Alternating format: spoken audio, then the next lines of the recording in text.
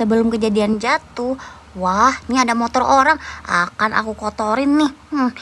Ngapain dia? Ih, kok kayak gitu? Nggak boleh.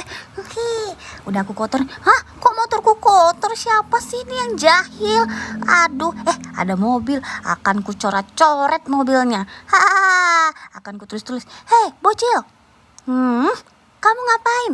Jangan kayak gitu, kamu nakal ya bocil. Akan ku kejar. Wah, mobilku jadi rusak. Akan ku kasih pelajaran. Aduh, jatuh. Hah, tuh kan. Ayo sini, aku kasih pelajaran. Sini, duduk dulu. Kamu tahu nggak kenapa kamu berdarah? Itu aku bersihin dulu nih darahnya. Kamu ingat nggak kenakalan kamu? Lihat tuh, itu kenakalanmu kepada orang-orang. Jadi Tuhan tuh marah sama kamu.